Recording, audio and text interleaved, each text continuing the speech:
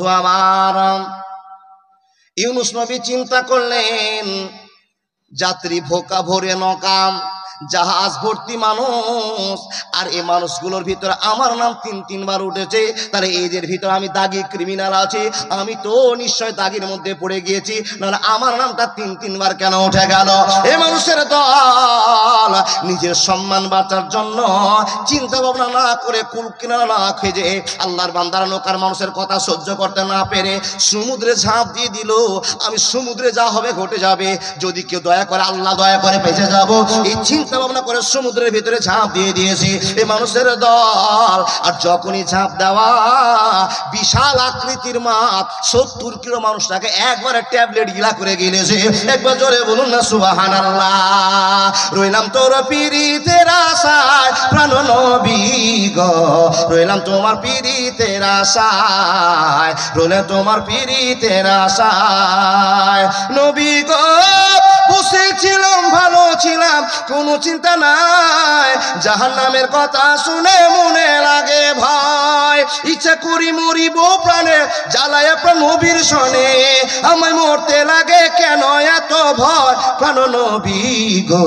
রইলাম তোমার পীরিতের আশায়, রইলাম তোমার পীরিতের আশায়। একবার জোরে বলুন না লিল্লাহি তাকবীর। আল্লাহু আকবার বলুন জোরে, 100 সাগিরা গুনাহ মাফ হয়ে যাক। লিল্লাহি তাকবীর। মরতে কারো কি মন চায়? মরতে মন কারো চাই না, বেঁচে থাকার মন সবারই হয়, কিন্তু নিরুপায়ে মরণকে চেয়ে নিতে হয়। মরণকে চেয়েও নেওয়া যাবে না, দুয়ার কোয়ালিটি আছে, সেইভাবে দোয়া করতে হবে। যদি আপনি আল্লাহ করে আল্লাহ আমাকে মরণ দিয়ে দাও, তো গুনাহ হয়ে গেল, কাবিরা গুনাহ হয়ে গেল। আল্লাহর বান্দা বলতে হবে আল্লাহকে এমন ভাবে যাতে আল্লাহ আপনাকে সেই ব্যবস্থা করে উঠিয়ে নেন। আল্লাহর বান্দা ইউনুস নবী নৌকার লোকের চাপে, জাহাজের লোকের চাপে নিজের সম্মান বাঁচাতে নদীতে ঝাঁপ মারলেন। ঝাঁপ দেওয়ার সঙ্গে সঙ্গে মাছে গিনে নিল। তো আল্লাহ বলছেন, এ নবী ইউনুস, মাছের পেটে চলে গিয়েছো, একটা মানুষ পানির তলে নিঃশ্বাস বন্ধ করে কতক্ষণ থাকতে পারে?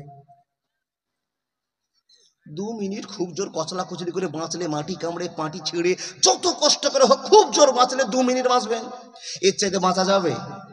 বন্ধুরে আমার, রব্বুল আলামিন বলছেন, আমার বান্দা ইউনুস আমাকে ভুল করেছে, কিন্তু আমি আল্লাহ যদি আমার বান্দা ইউনুসকে ভুলে যাই তো সম্মান হারিয়ে যাবে। কুলিল্লাহুম্মা মালিকাল মুলকি তুতিল মুলকা মান তাশাও ওয়া তানজিউল মুলকা মিম্মান তাশাও ওয়া তুইজ্জু মান তাশাও ওয়া তুযিল্লু মান তাশা।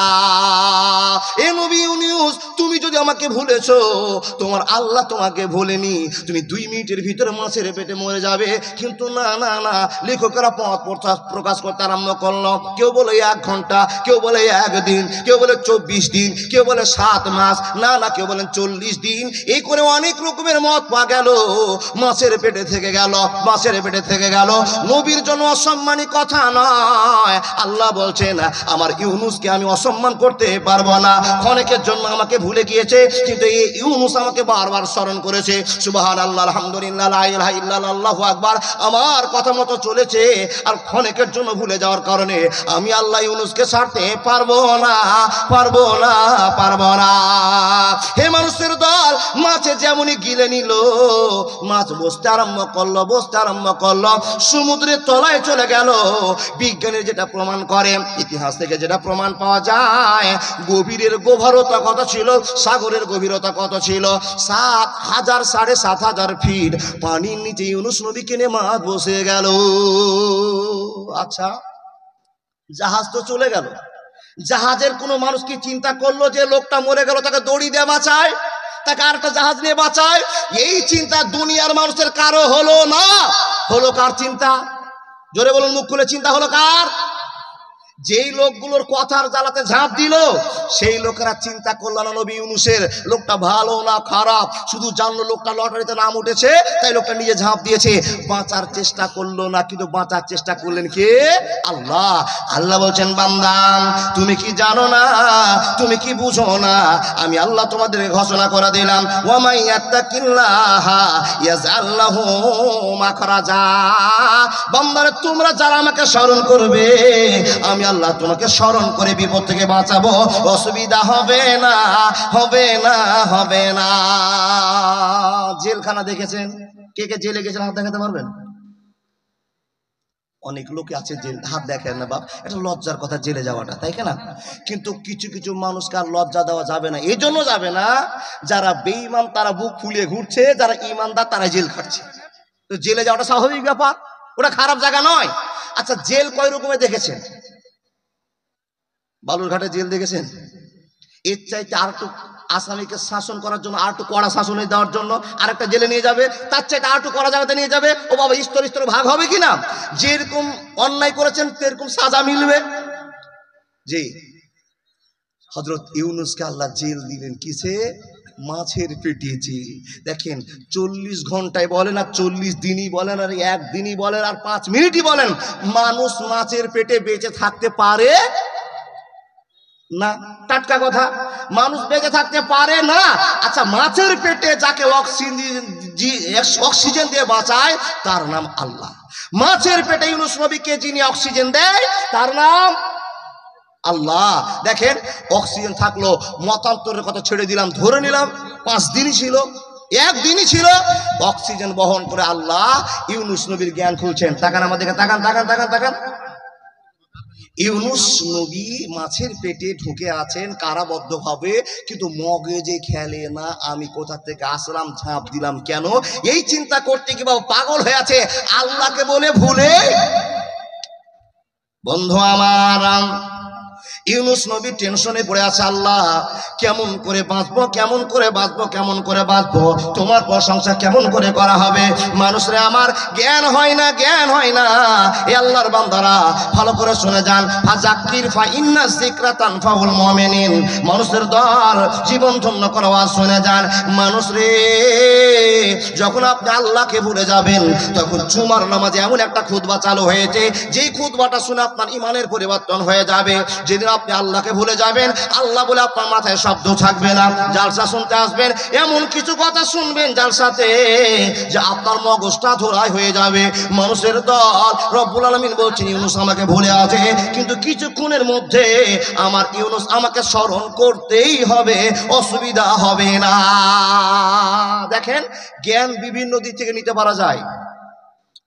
জালসা, জুলুস, তাবলীগি জামাতের আসা, জুমার খুতবা, মুলবি সাহেবদের কাছে বসা, হারিয়ে যাওয়া ইমানকে ফিরে পাওয়া যায়। আল্লাহর বান্দা আল্লাহকে টাকার জন্য, বিবির জন্য, অনেক কিছুর জন্য ভুলেই গিয়েছেন, নবী মুহাম্মদের ভালোবাসা মন থেকে উঠেই গিয়েছে, কিন্তু ওয়াজ শুনতে এসে এমন একটা দৃশ্য দেখলেন, একটা কথা শুনলেন, শোনার পর আপনার ইমানের পরিবর্তন চলে এসছে।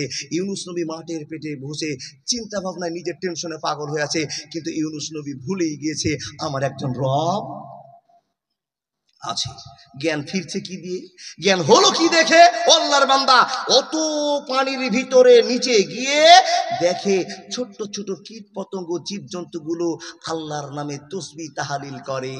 যখনই দেখছেন একটা ছোট চাঁদার মাছ আল্লাহর প্রশংসা করছে, একটা ঝিনুক আল্লাহর প্রশংসা করছে, একটা ছোট পাথরের কোন আল্লাহর প্রশংসা করছে, এই খবর শুনে ইউনূস নবীর জ্ঞান মাথাতে এসেছে, রব্বুল আলামিন এত ফিট পানির নিচে আমি মাছের পেটে, আমি আওয়াজ শুনতে পাচ্ছি, এই এলাকার যত জীবজন্তু আছে যাকে তুমি নিজের দয়াতে সৃষ্টি করেছো আল্লাহ, এরা তোমার শুকরিয়াতে পাগল হয়ে আছে।